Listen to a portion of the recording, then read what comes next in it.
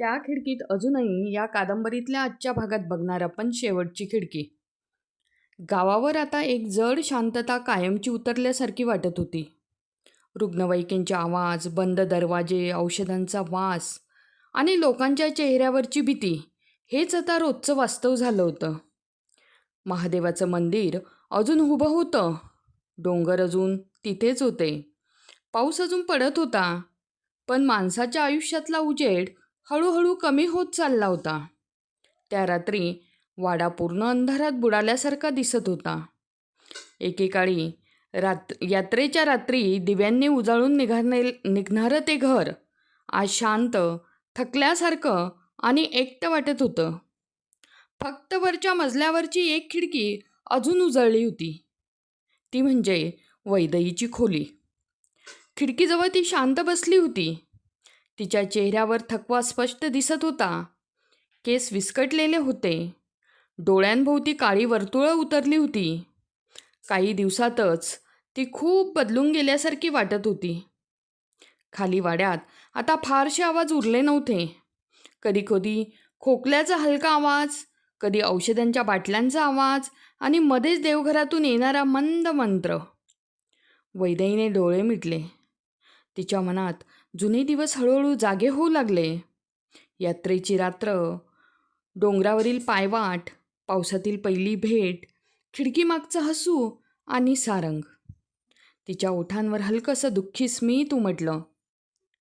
कधीकधी आठवणी माणसाला जिवंत ठेवतात आणि कधी त्याच आठवणी मन अधिक हळवं करून जातात. दूरवसातीत सारंग अजून जागाच होता. पाऊस खिडकीवर सतत आदळत होता, पण त्याचं लक्ष पुस्तकात नव्हतं. त्याची नजर सतत वाड्याकडे होती. त्या अंधारात फक्त एकच खिडकी उजळलेली दिसत होती, तीच खिडकी. त्याच्या मनात अचानक एक तीव्र अस्वस्थता निर्माण झाली. त्याने फोन हातात घेतला. काही क्षण तो स्क्रीनकडे पाहत राहिला. मग त्याने संदेश पाठवला, झोपली नाहीस अजून? काही वेळ उत्तर आलं नाही.